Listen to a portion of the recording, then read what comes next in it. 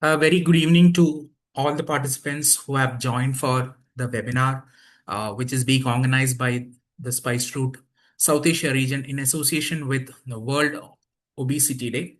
World Obesity Day is being celebrated on March 4th every year. And this year we have a theme 8 billion reasons to act on obesity. So we have our own reasons to change the story of obesity because by 2035, half of the world's population, by around 4 billion, are expected to be living with either overweight or obesity.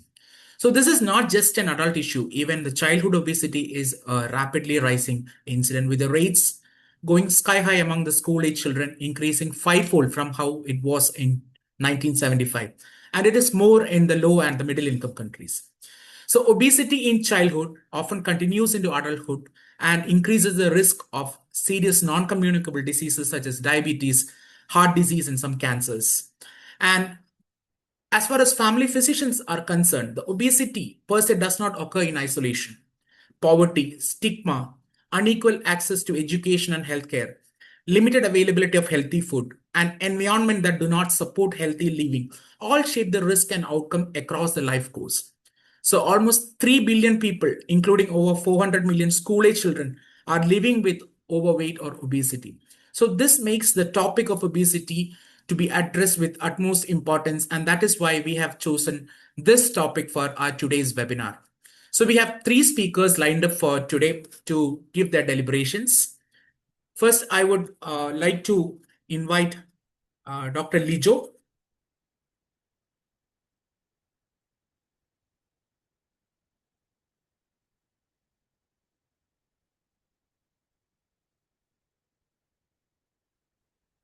Dr. Lijo is a family physician practicing in India. She will be doing a talk on screening and risk stratification in obesity.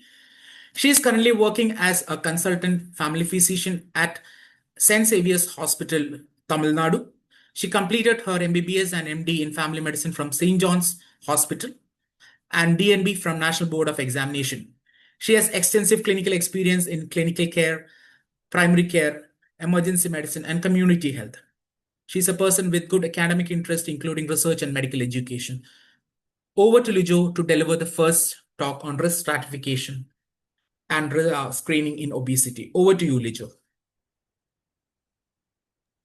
Okay. Thank you, sir.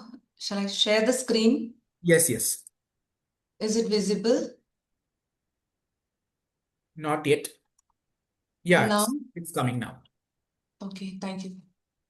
So first of all, thank you and congratulations to the YDM South Asian region for such a wonderful talk which we are arranged for the World Obesity Day, screening and risk stratification in obesity. Without much delay, let's see this thing.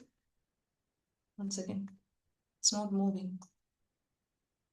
Okay. So 8 billion reasons to act on obesity. So this was the theme of this World Obesity Day.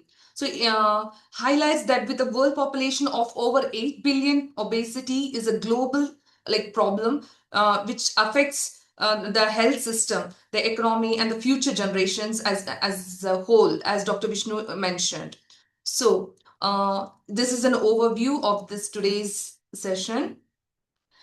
Obesity is a disease in itself and is established risk factor for multiple different conditions. Obesity is defined as abnormal excessive fat accumulation that presents a risk to health as per the WHO. So as per the WHO, the BMI more than 30 kg per meter square as a threshold for obesity. But for our South Asian population, it's 25 kg per meter square is called as obesity. And also according to the Harrison, obesity it's not just mere excess body weight. It emphasizes that muscular individuals may be overweight without increased, even the adiposity increases. Adipose tissue mass is also an important factor for obesity. It's not just the increase in BMI that we'll see in the next sessions. Let's have a quiz time. Participants, kindly put this thing in the comment box, answers. So, a 45-year-old man with BMI of 32, waist circumference of 110. What's your interpretation according to the BMI, where he will be placed in the BMI classification, and what's the next step?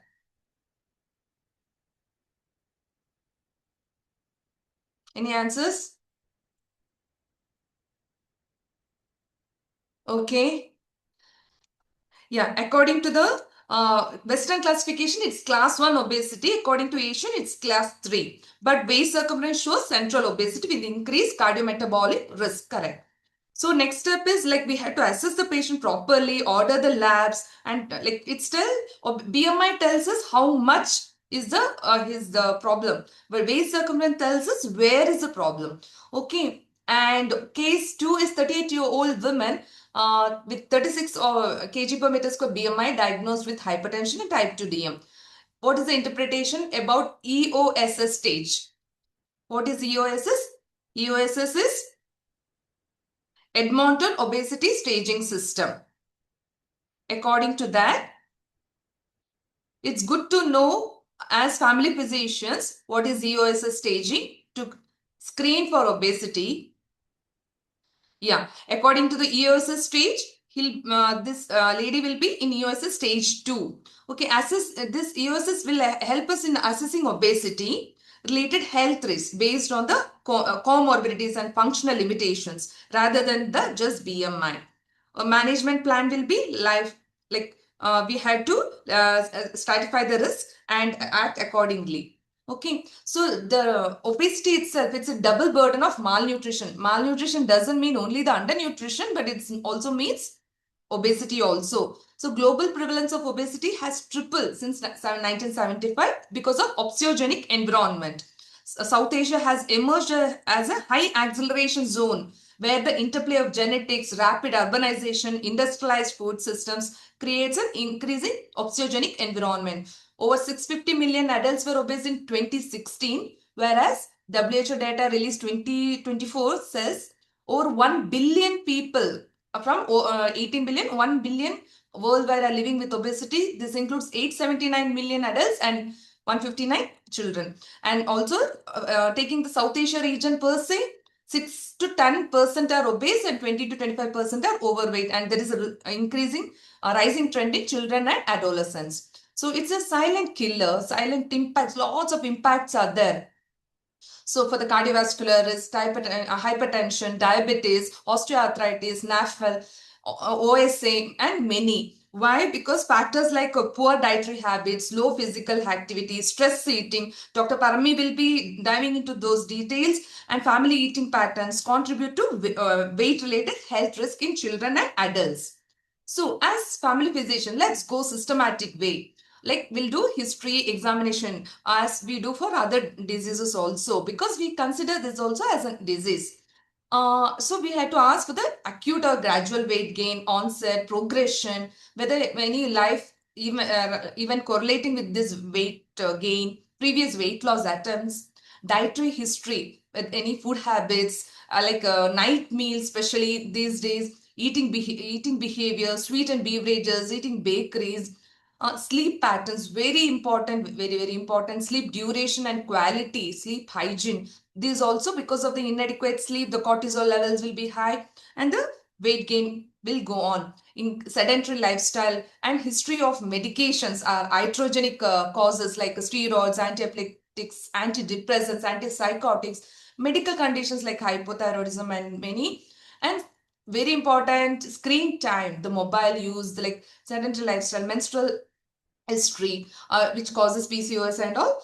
And coming to family, past medical history, neuropsychiatric, all these things are very important. The substance use itself. In children, history of maternal GDM, PIH, and IUGR is very important to ask. The birth weight of the baby, if the baby is inadequately breastfed, but instead of that, given increased formula feed, weight gain during infancy, toddler, and adolescent age, and developmental history is important.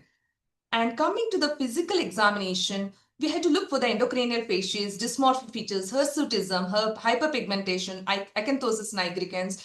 Hypothyroidism will cause bradycardia and hypertension, Cushing syndrome.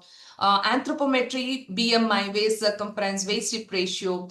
Signs look for the insulin resistance like acanthosis nigricans, skin tags, hypogonadism and hyperandrogenism in girls like hirsutism, acne, hair fall. That's very important. Stretch marks in striae of Cushing syndrome. All these are very important to look for. So coming to the why it's important to screen and stratify obesity. Early identification will help us to catching the risk early, allows preventive measures like lifestyle changes.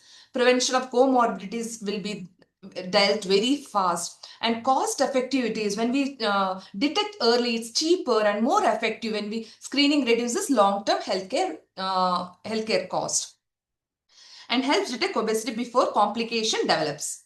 Uh, Guides the risk stratification. So, in short, screening is the gateway. It identifies who is at risk, prevents disease progression, saves cost, and enables systematic stratification for personalized care.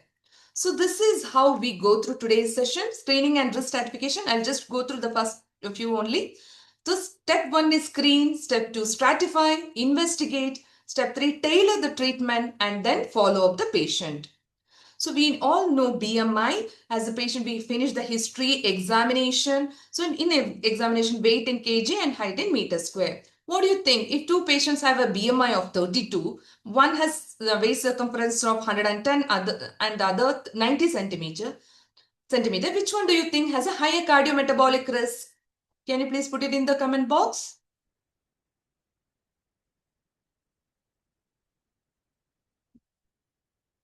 Yeah.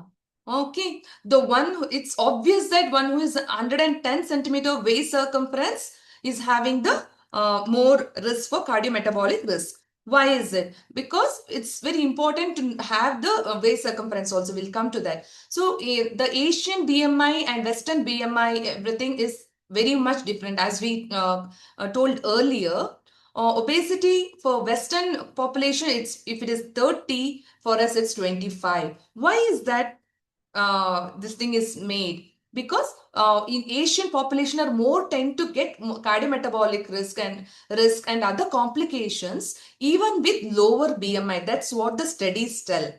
Okay. So, waist circumference. Waist circumference is paired with BMI. It captures the central obesity. We do position the patient, take from the top of the iliac crest and lower margin of the last palpable rib. Then we have to measure. So, increased risk is seen from 94 in male and from 80 on centimeter in female. Waist hip ratio, if it is like one waist circumference divided by hip circumference. Hip circumference, how do we measure? Locate the widest circumference of the buttock, then we divide from waist circumference. So for men, waist circumference more than 0.9 and for females more than 85 indicates increased risk. So very important to know. Skin thickness, good to know. We do measure in triceps, biceps and all, but it's not very specific. Percentiles are there for this.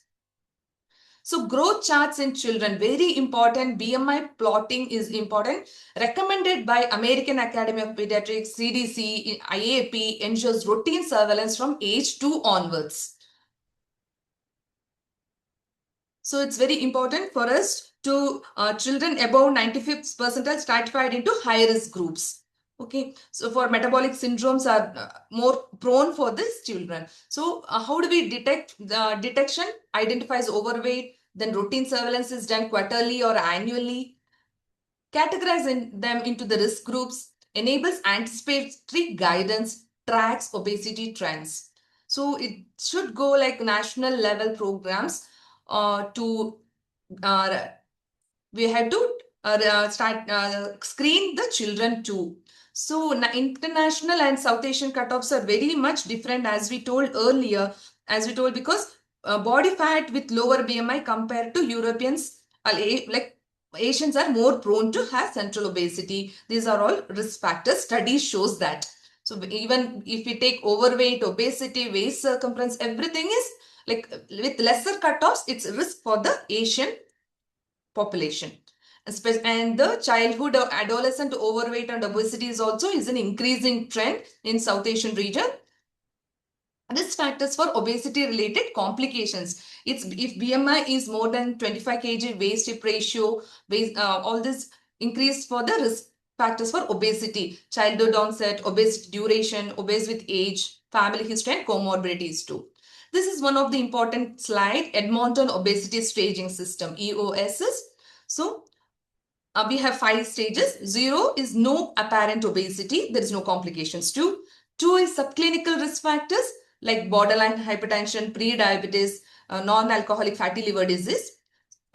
Stage 2, established obesity related chronic diseases like established chronic diseases like type 2 DM, obstructive sleep apnea syndrome, polycystic ovarian syndrome, hypertension, osteoarthritis, etc. End organ damage in stage 3, and severe potential disability in stage 4.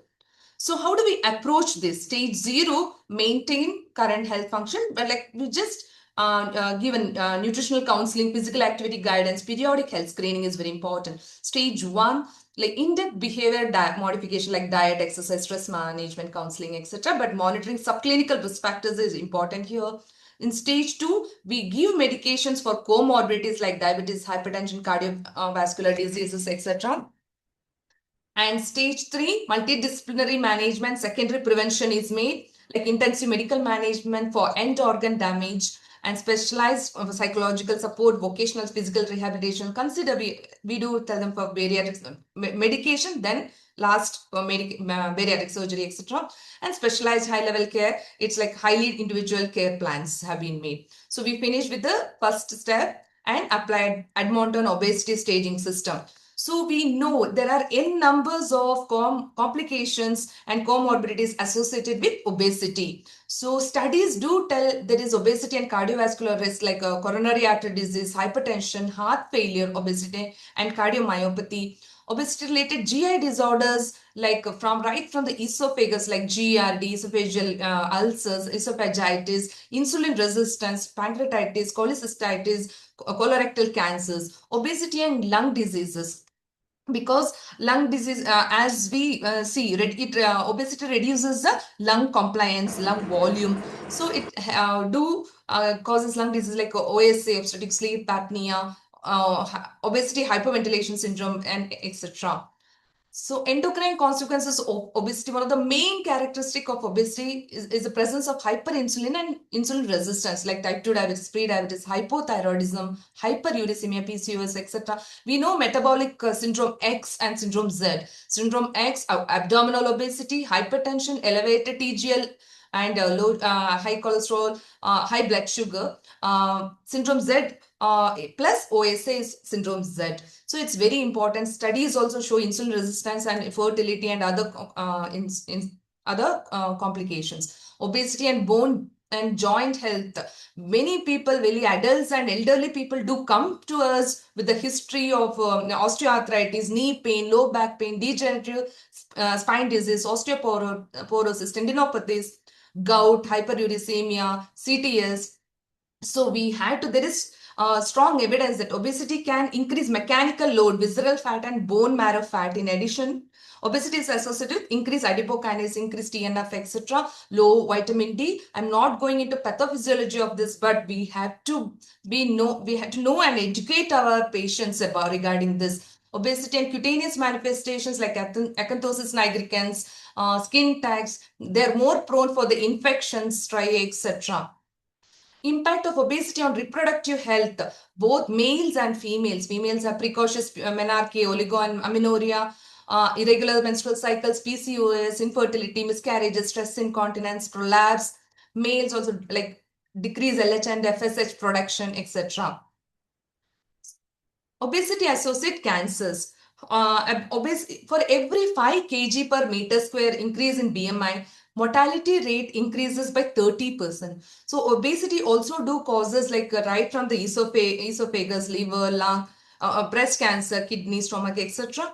So there is strong correlation between obesity and cancer too. It's good to know obesity and associated several syndromes are there like Prader-Willi syndrome and other syndromes. Nice to know. Obesity and nervous system, ischemic stroke, idiopathic intracranial like a hypertension, Parkinsonism, very important. Obesity and mental health. very important, depression, might cause anxiety, low self-esteem when they compare with other their colleagues or their co-workers, etc. Can cause albuminuria, long-term glomerulonephritis, CKD, and stage renal disease too.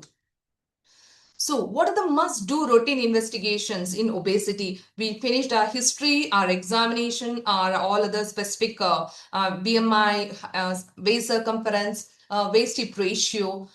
Must-do investigations are fasting blood sugar, postprandial blood sugar, and HbA1c, fasting lipid profile, LFT, thyroid function test, urea creatinine, uric acid for the complications, urine routine and ECG. Additional assessment we can do for the based on the risk factors. If we are suspecting non-alcoholic fatty liver disease, we can do USG abdomen fibrosis. We can look for the scan, liver elastography, CVD risk for ECG, echo TMT, pro BNP. If polycystic ovarian syndrome, pelvic ultrasound, testosterone and LH, FSH levels, OSA, musculoskeletal, neurological, this thing we can do accordingly, according to the risk. This is not for all the patients, but the basic investigations, it's very important to do for the obesity related complications. So coming to the final okay, those are coming now. We finished two case in our small glimpse in the initially. Now third, 12-year-old girl BMI at 97%. Then what's your interpretation? How do we manage? Can someone comment in the comment box? Okay, obese.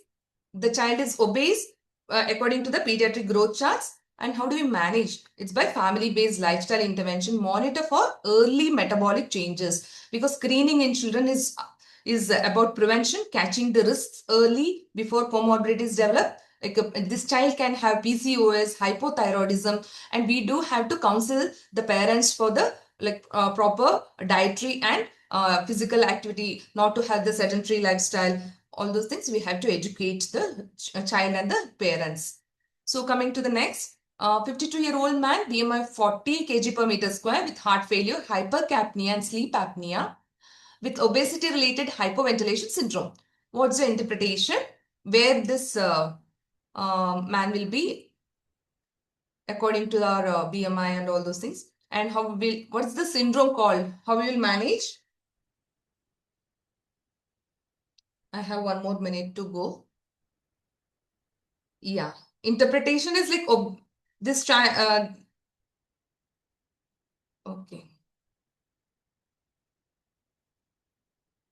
So according to the EOSS, Edmonton Obesity Staging System, he is in stage 3. She is stage 3, end organ damage. So management is multidisciplinary care, like bariatric medication and bariatric surgery, and treating the comorbidities per se.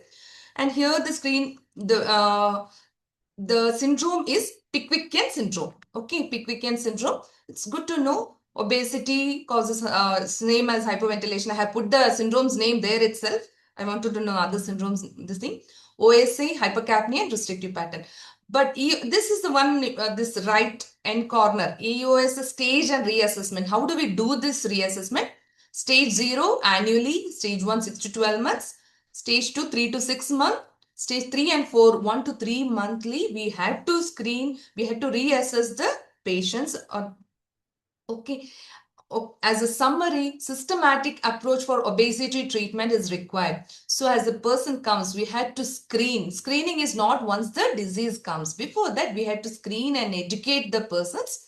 Screen every patient, like for BMI, waist circumference, educate them, stratify the risk. We can do Edmonton Obesity Staging System for the score, cardiometabolic risk and all. We can check for that. Next, investigate for comorbidities, as we mentioned. Then intensify tailor the treatment accordingly. Follow up with multidisciplinary system. So these are my references. I know it's been little fast. Had some slides. So we'll help our patients to go from the higher obese condition to normal healthy individuals. Thank you.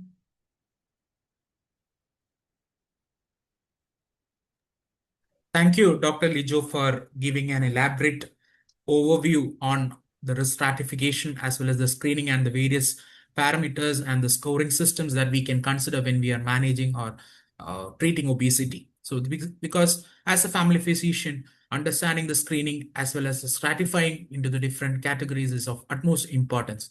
So, thank you so much for giving an overview.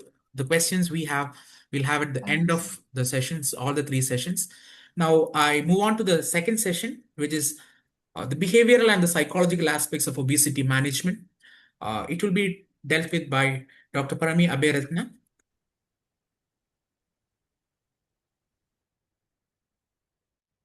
Dr. Parame is a lecturer in the Department of Family Medicine at the Faculty of Medicine and Allied Sciences, Rajaratha University of Sri Lanka. She completed her MBBS with academic distinctions and is currently an MCGP trainee while pursuing a Master of Philosophy in Primary Care and Family Medicine, focusing on primary care accessibility in Sri Lanka. Her work focuses on improving access, equity, and quality of primary care services in rural communities. She is also FM 360 coordinator for Spice Route South Asia region. So we have, can you, Lijo, Dr. Lijo, can you please stop sharing your slides? So thank you. So we'll have the session by Dr. Parami. I'll share the video.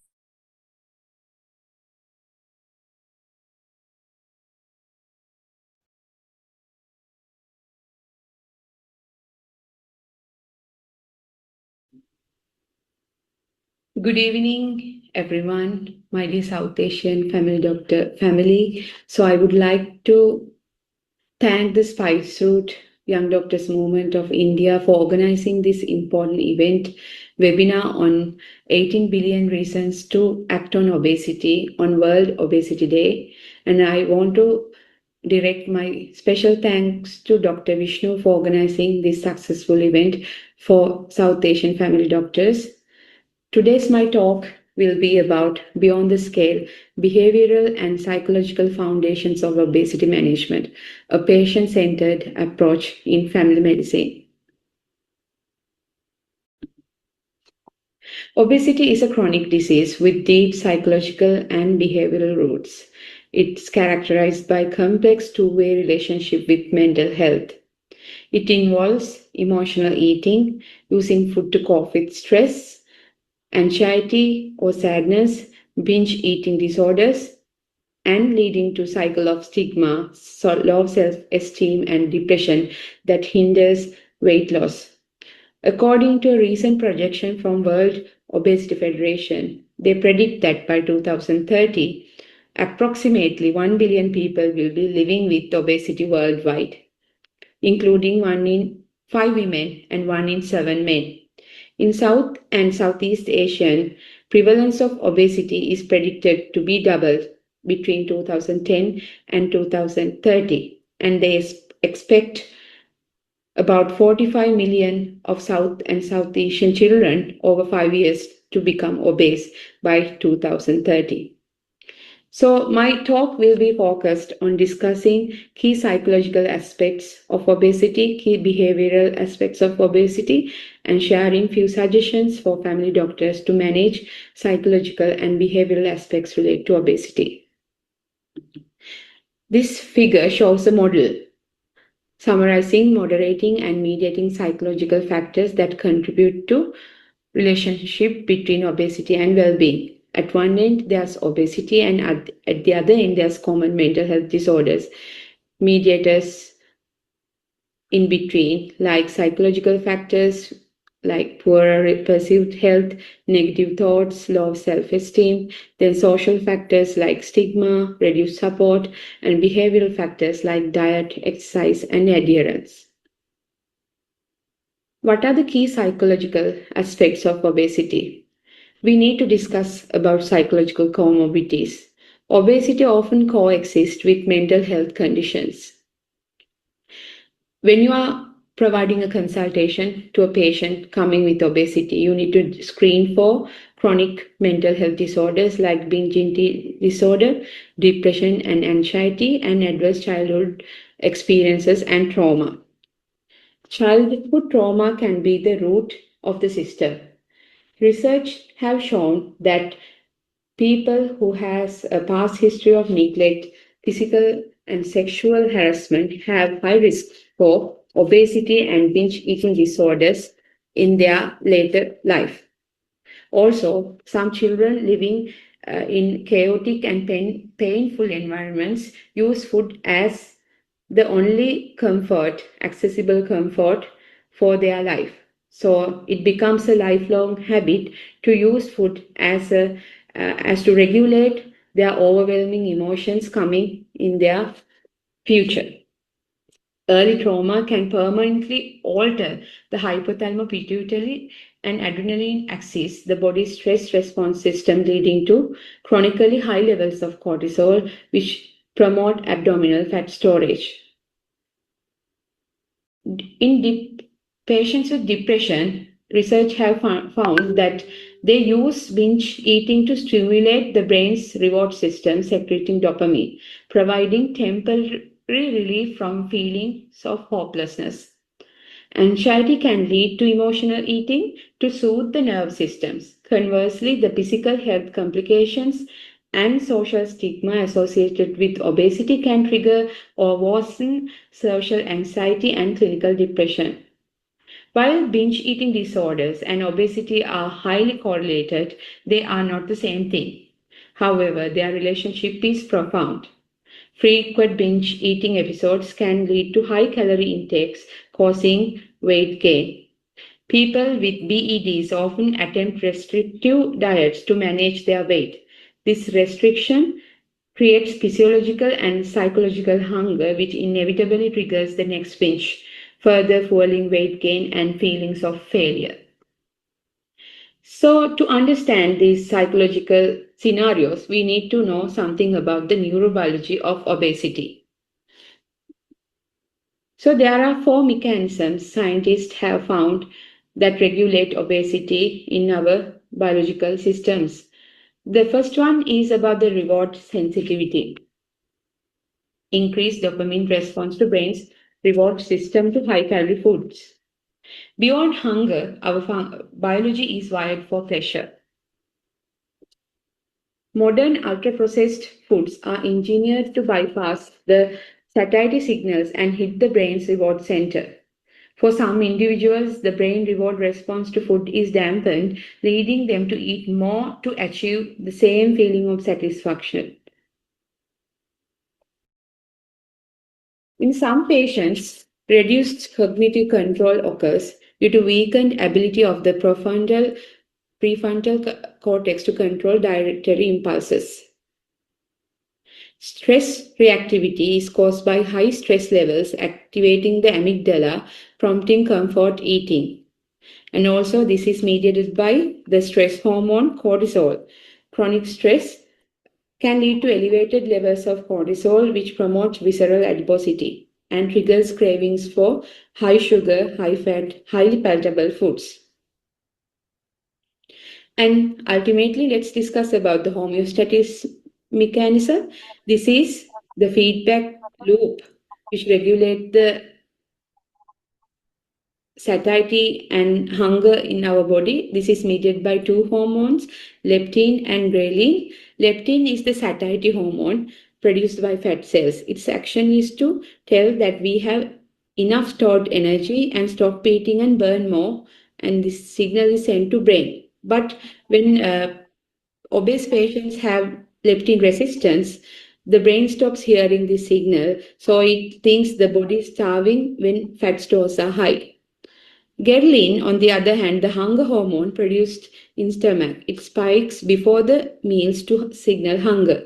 In many patients who have lost weight, ghrelin levels actually increase and stay high, physically forcing the body to try to regain the lost weight. So, treating the underlying psychological distress is a prerequisite for weight success. So, let's discuss about the key behavioral aspects in regard to obesity. In South Asia, nowadays, traditional diets high in fiber and vegetables are being replaced by high calorie, sugary, and ultra processed foods.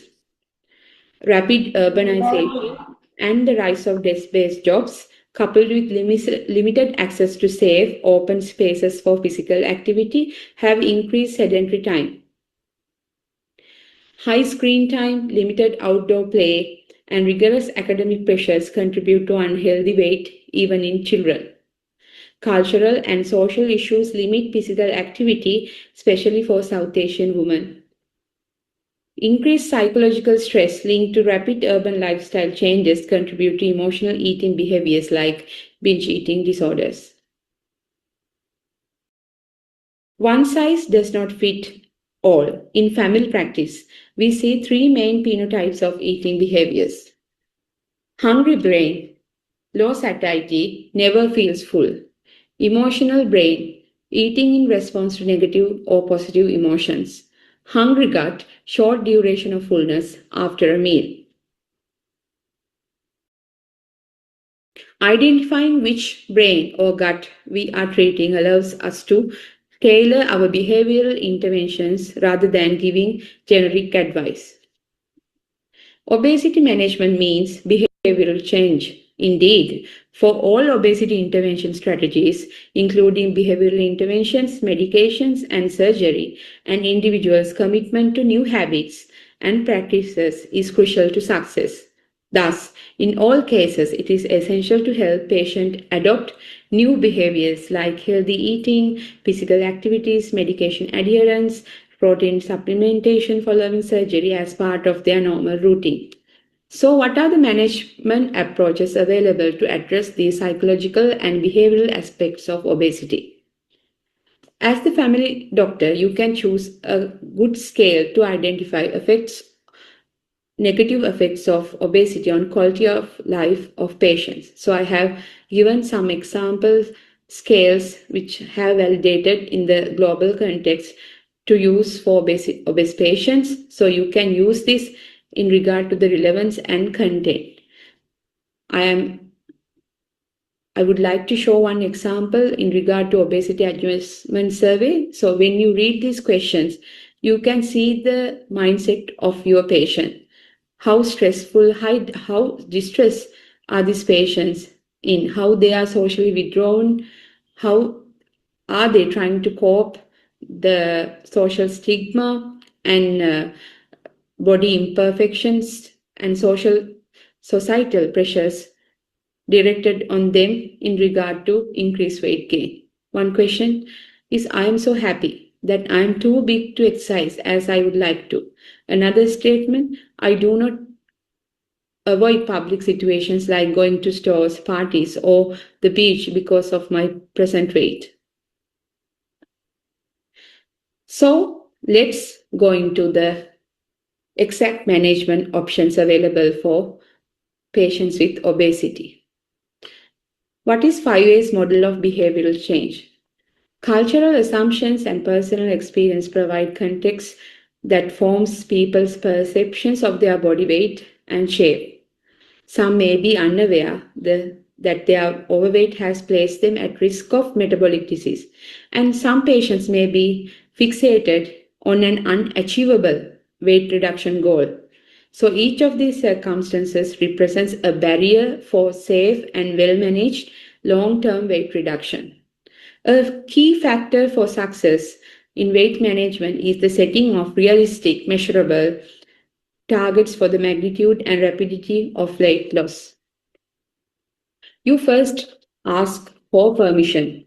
As the doctor, you should be able to prepare to open to hearing the individual's experience in dieting, their fears, which may be based on a history of experiencing stigma and weight shaming.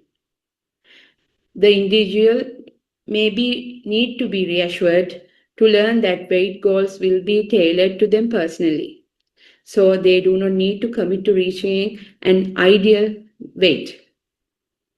So your consultation should aim to set targets on modest weight loss, weight stabilization, or improved physical fitness. If the patient doesn't want to talk about obesity in this consultation, you can keep it for another day. And you should not force the patient to talk about obesity when they are reluctant. You need to assess the patient for staging of the obesity and in regard to investigation of complications and underlying factors leading to obesity. So this need to screen for metabolic disorders, physiological problems like sleep difficulties, overeating, and sedentary lifestyles.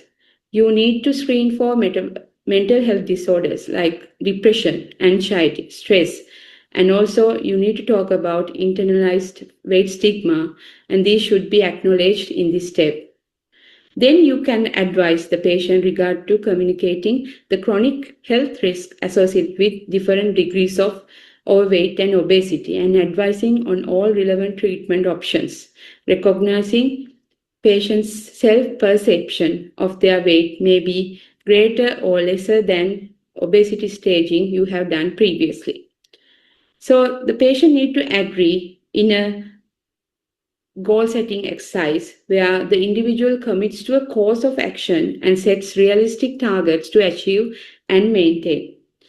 Targets should be specific, as mentioned in our next slide, smart goal setting, like I will walk for 20 minutes rather than I'll exercise more.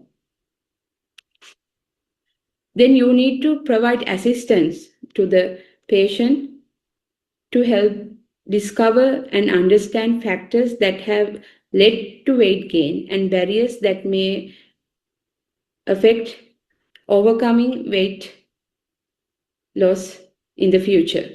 Such barriers may be medical problems, psychological issues, or practical problems like transportation systems that are designed for small body sizes. As the clinician, you need to help them work out the solution.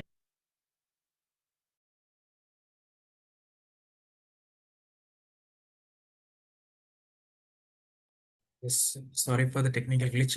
I'll just remove the annotations that was being there.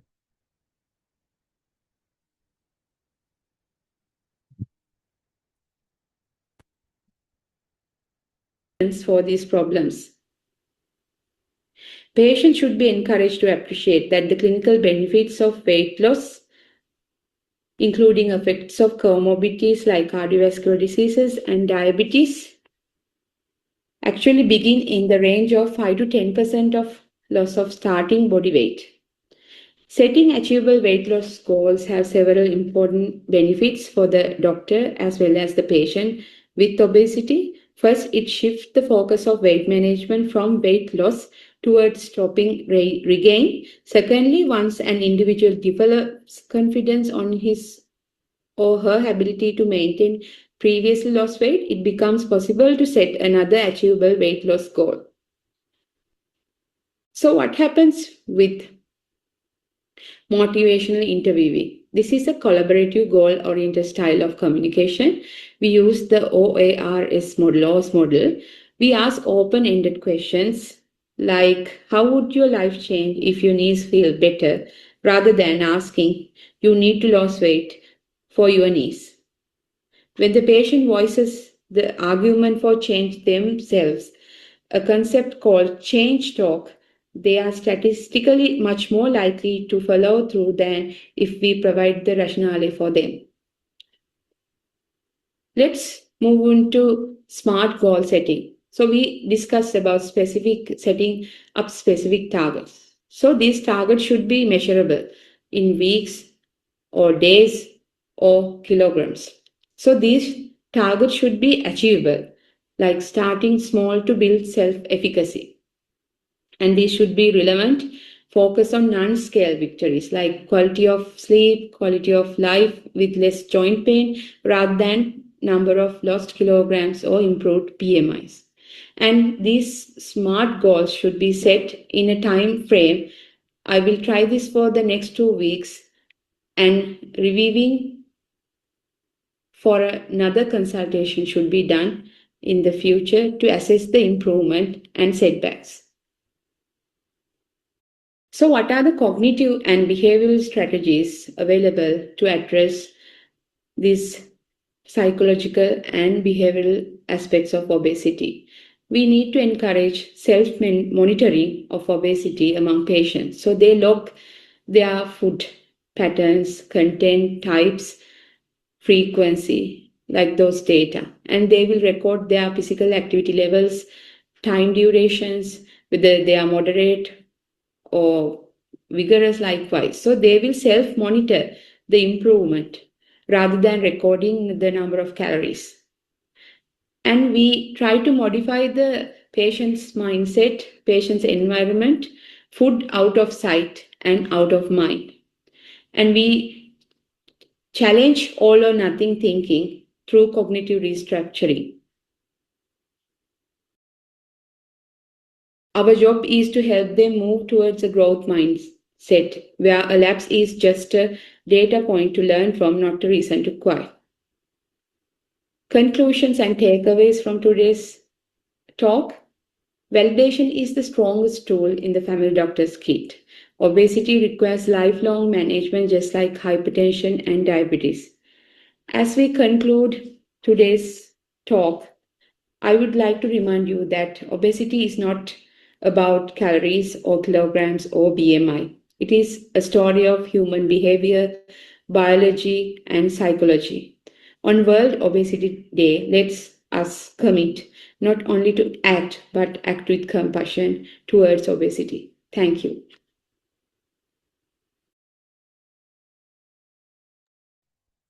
Thank you, Dr. Parami, for that uh, overview on the behavioral and the psychological aspects that we have to consider when we are dealing with management of obesity.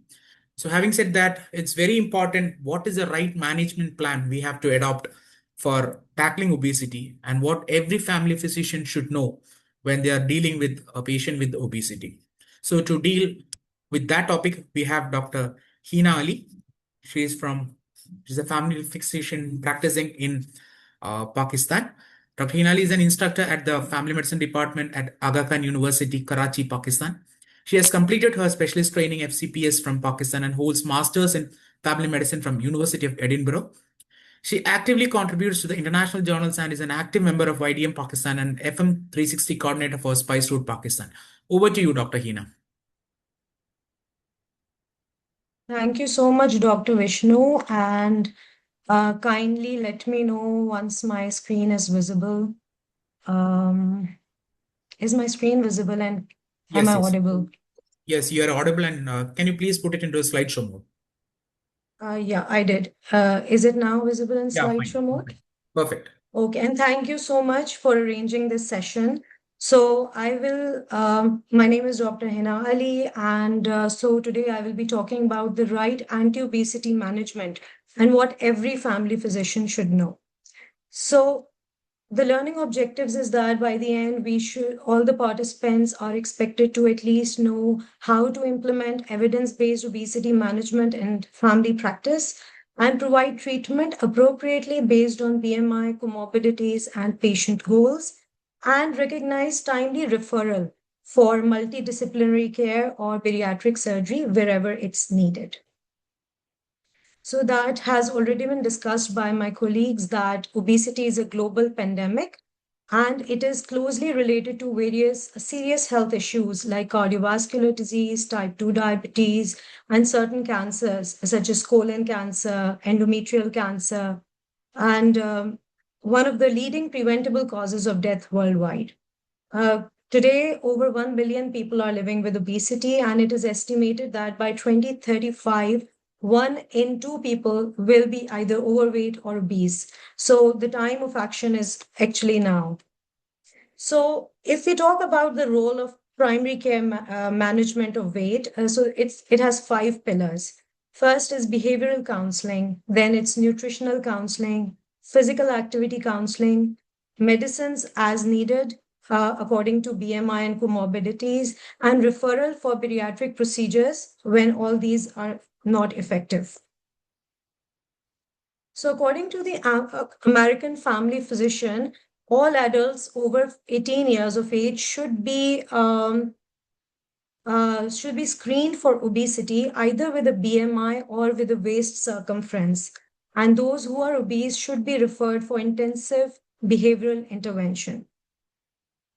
So my colleague has already discussed the 5A framework. So it is a very brief, a very nice framework for brief motivational interviewing. Like when in our clinic we have a patient, we can use this 5A model. So first we ask them permission to discuss weight management. We assess their readiness for change. And we also then advise the risks of excess weight and benefits of modest weight loss. And then agree on realistic treatment strategies and targets. And it's also very important that as family physicians, we then assist them in developing, arranging resources, follow ups, and referrals as needed. So I think lifestyle modification is the most important thing that the family physicians should counsel the patients regarding.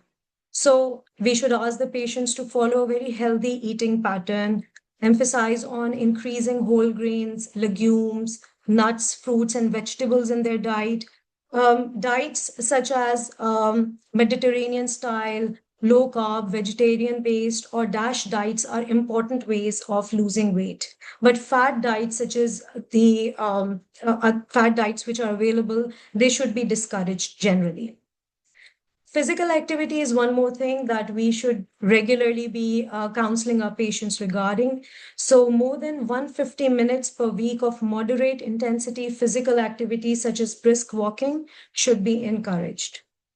Patients should be advised to do some resistance or strength training whenever appropriate and break up prolonged sedentary time. Like if they have an office job, that after every 30 minutes, they can just go around and have a little walk. So breaking up that prolonged sedentary time is also very important. So according to our American Family Physician, the calorie goal among women can be 1,000 to 1,500 calories per day, and among men can be up from 1,200 to 1,800 calories per day if they're planning on losing weight. And the most important thing is calorie deficit. There should be a calorie deficit of 500 kilocalories or more.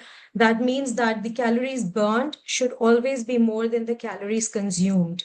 And that is how we can actually lose weight, and we can counsel our patients on losing weight.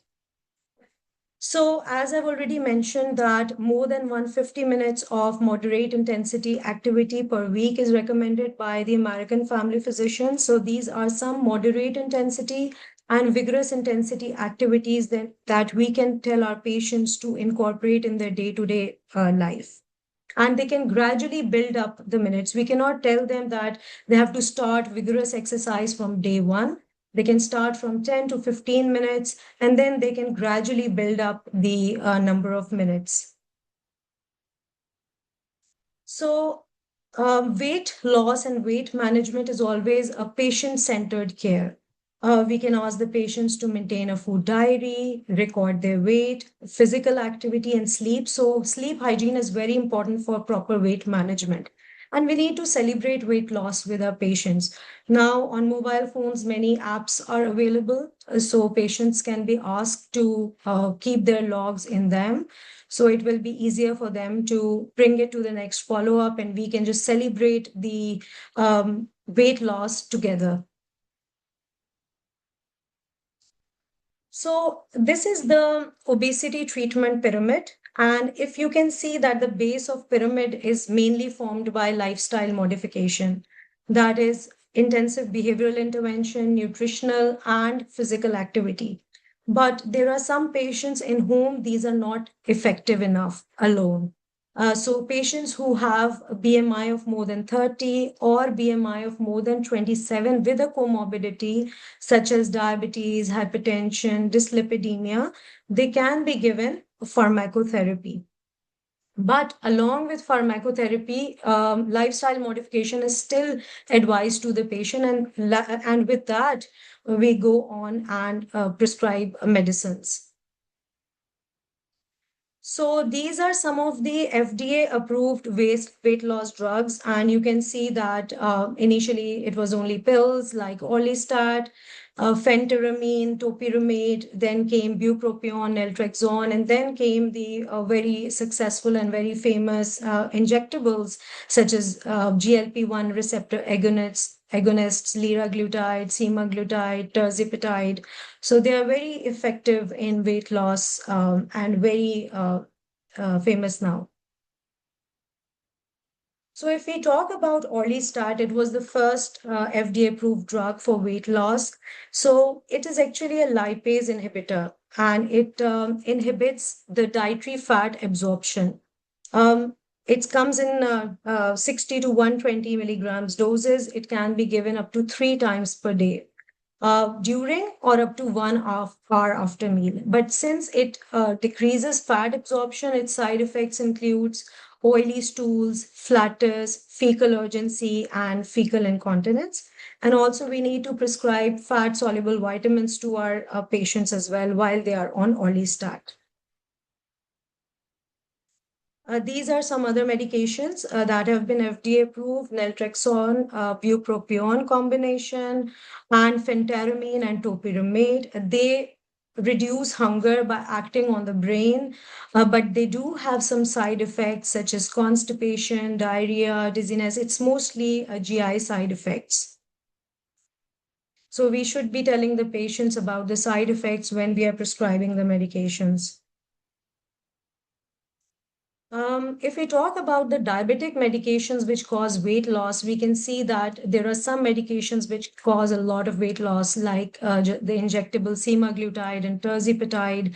Then there is dulaglutide and liraglutide, which also cause significant weight loss. But metformin and DPP-4 inhibitors are weight neutral and they do not cause significant weight loss. So the very famous GLP-1 receptor agonists, which are being used nowadays for weight loss, they include drugs like semaglutide, liraglutide, tirzepatide, and we start with a low dose, continue it for a few weeks, and then gradually increase the dose. And these can be used long term, but we have to tell the patient that when they stop using them, their weight might come back to the original weight. They may regain the weight. So they have to include lifestyle modification in their day-to-day activities. So how do GLP-1 receptor agonists act?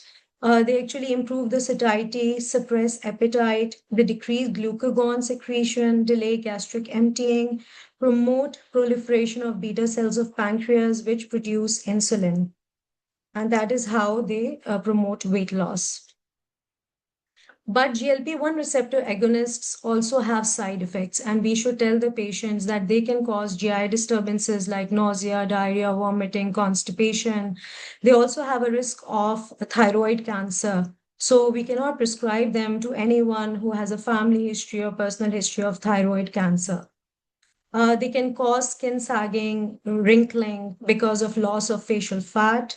AKI, there's a risk of AKI and pancreatitis as well with the use of GLP-1 receptor agonists. So we need to tell these side effects to the patients whenever we are prescribing them these injectables.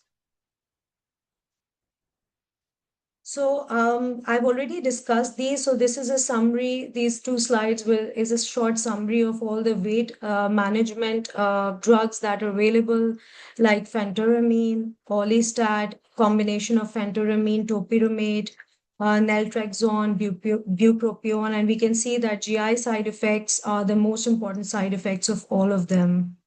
And most of them can be used long term. And we have to tell that the patients have to incorporate lifestyle modification together with the drugs. And even the GLP-1 receptor agonists can be given long term. And they also have GI side effects. And as I mentioned, pancreatitis, and they are contraindicated in cases of thyroid cancer. And they can be given long term. So clinical trials have indicated a loss of 15 to 20% weight loss with the use of GLP-1 receptor agonists. If, however, our patient's weight is not reducing with the lifestyle modification and pharmacotherapy alone, or patients in whom a BMI of 40 kg per meter square, or they have a BMI of over 35 kg per meter square with obesity-related comorbidities, we can refer them for bariatric surgery. So there are different types of bariatric surgery, such as sleeve gastrectomy, in which the part of the stomach is removed. And then there's a bypass in which a pouch is developed, and then a bypass is developed direct to the intestine. And then there is a less invasive procedure of gastric banding, in which a band is applied on the top part of the stomach. And all these methods reduce the appetite considerably and can lead to a substantial weight loss. So if patients have a lot of morbid obesity and they are having a lot of comorbidities, they can be referred for bariatric surgeries. So overall, if we talk about the role of family physician in weight management, the most important thing is early detection, motivation of our patients, awareness, creating awareness about the risks, and also we have to create awareness regarding the benefits of weight loss. And then to keep following our patients, because follow-ups are very important so that we do not lose our patients. And these are the most important roles of family physicians. These are some of my references. And thank you. And you can now enjoy a very healthy meal. And I'm happy to answer any questions. Thank you. Thank you, Dr. Hina, for that elaborate outline of what are the pharmacological options or the management options that we have in the management of obesity. So, we had an extensive discussion on the entire aspects of treatment of obesity, from where we should start or where we should screen, how we should stratify, what are the behavioral and the psychological aspects we should consider, and what are the pharmacotherapy that we can consider in the management of obesity. Now, if you have any questions, it's open for discussion for next 5 minutes. You can either put it up in the chat box or you can unmute and ask the speakers who is concerned. Dr. Vishnu, can I ask a question? Yes, Dr. Gurut, you can proceed. Okay, so one of the things I've noticed is that patients, when they come to us and approach us for these weight loss medications, it's all over the social media. So sometimes the physicians prefer giving them the oral like metformin, although with a few effects on the weight loss, and then eventually put them on these GLP-1 agonists. But patient always prefers to go straight away on the injectables. So from the speakers, all of them, I just want to know what is their experience, and do they give the GLP-1 agonists straight away? Because this is something that is really hype these days. Dr. Hina, would you like to take that question? Yes, so as I've mentioned that there is a BMI cutoff for prescribing GLP-1 receptor agonists. And if a patient is, we have to regularly follow up the patient and give intensive lifestyle and behavioral intervention first. We have to tell them that all medicines come with side effects, and we cannot just go directly to injectables because they have a list of side effects, as we mentioned. So counseling, I think, is the most important thing, and we can start with, and there should be a patient, like a shared decision making with the patient always. So I think the counseling is very important. We have to tell them of the side effects and then go from there. I hope that answers the question. Yeah. Thank you so much, Dr. Hina. I have a question in the chat box, but I'm not exactly clear what the person meant. What is the role of performing for obesity? Can you please unmute and ask the question, or can you clarify what you exactly meant?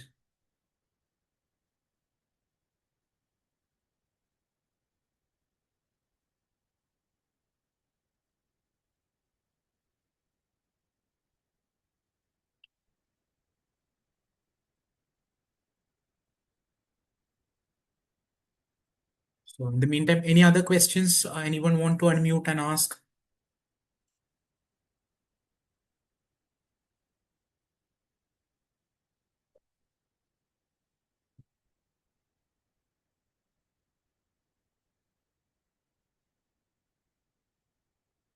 Good evening, sir. I have a question. Can I? Yeah, but then you Um, can. Good evening, ma'am.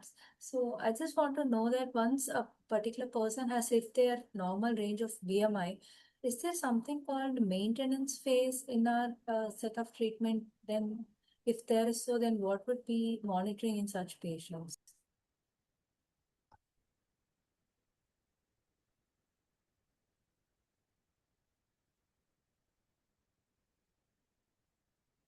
So whom do you want to ask the question? Um,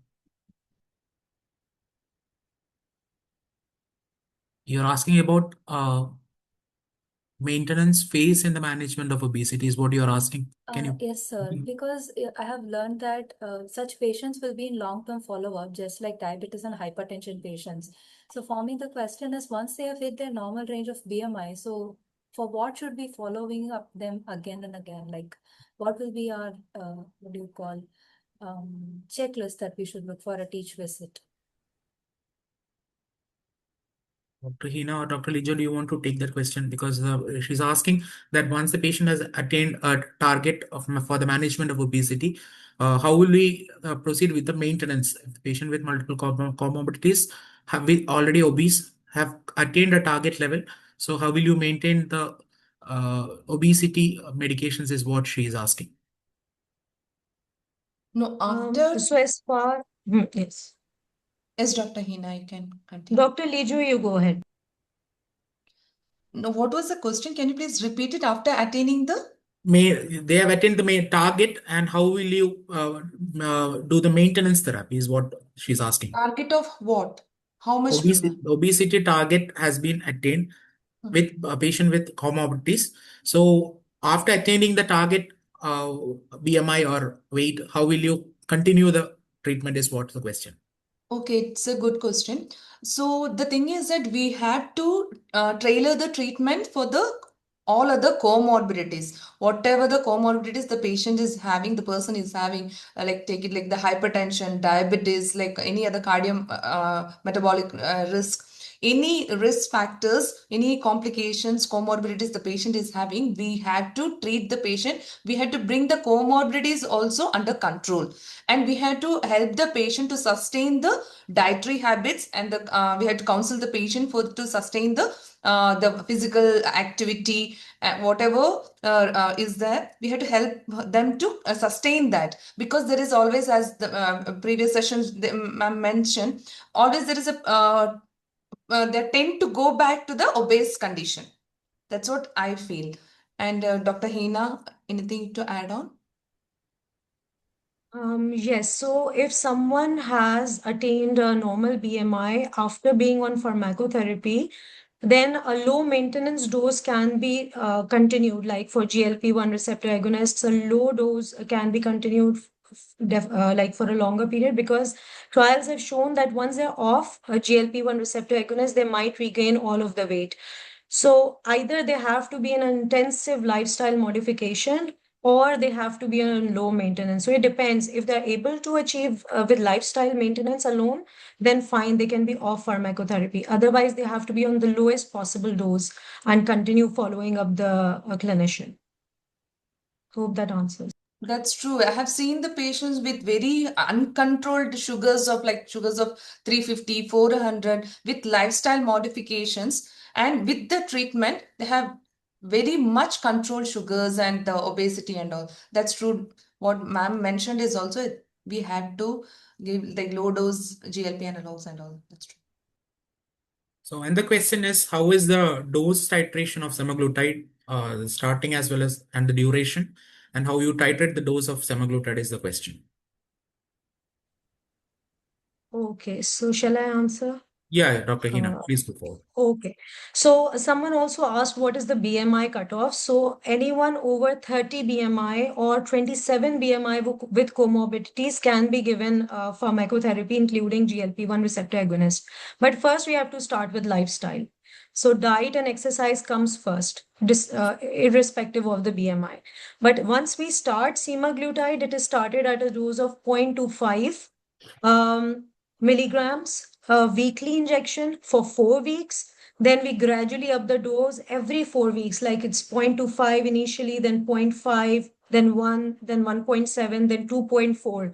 And then we maintain on 2.4. And this goes on definitely, indefinitely. It can go on for many years as well, depending on the patient circumstances.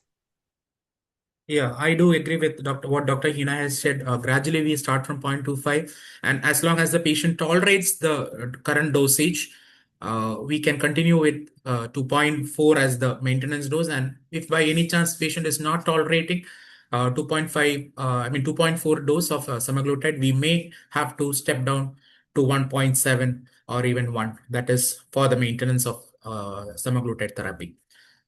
And one question is, can metformin be given to reduce obesity? I think, as she already mentioned in the talk, metformin is a weight neutral drugs which we usually use.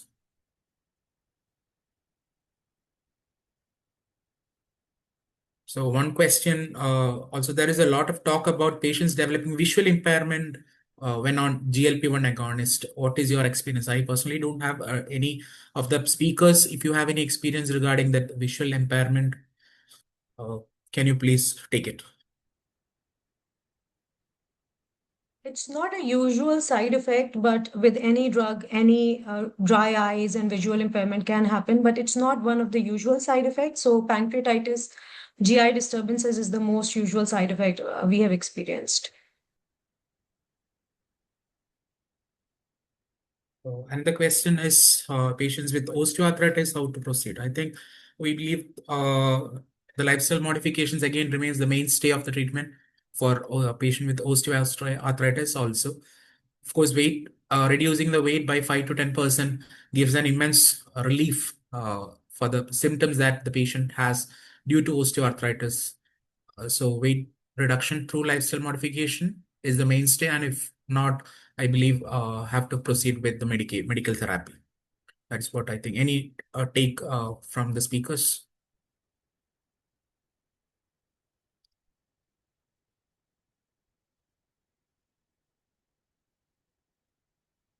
So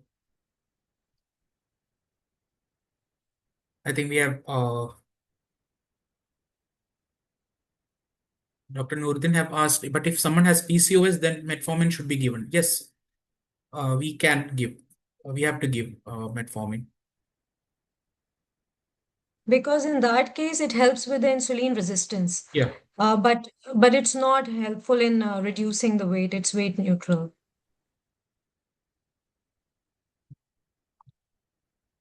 So I think we have addressed all the questions. So before we move on to the concluding, if possible, can we all have our cameras on for just a click or for the event? Just for a moment. You can all turn on your cameras.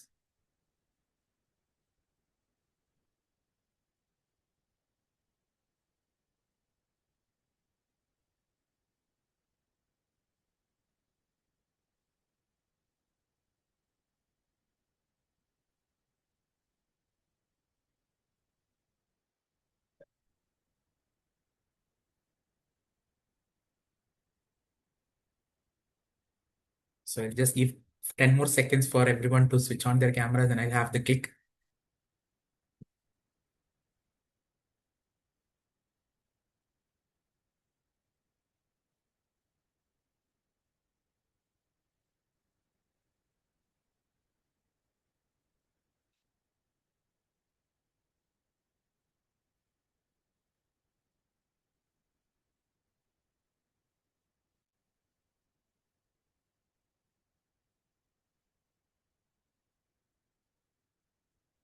So I'll be clicking in a count of 3, 2, 1.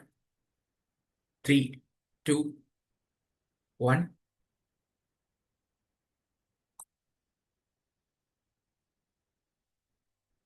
Thank you. So as we mark March 4th as the World Obesity Day, I hope that today's discussion reminds us that obesity is not merely an individual concern, but it is a complex public health challenge that is shaped by social, environmental, and the healthcare systems. So addressing it at the primary care level requires a strong primary care approach, early prevention, and a collaborative action across the communities and health systems. And the Spice Route movement, South Asia region, continues to advocate for the awareness, the evidence-based interventions, and equitable access to the health environments. So let this be a collective call for action because every life matters and each of us has a role in changing the story of obesity. Thank you, all the speakers. Thank you, all the attendees. We had around 150 attendees, both in Zoom as well as YouTube.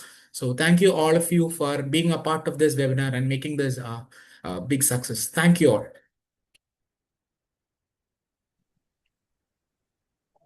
Thank you so much. Yes, thank you very much for organizing this successful event. Thank you, Dr. Vishnu and everyone.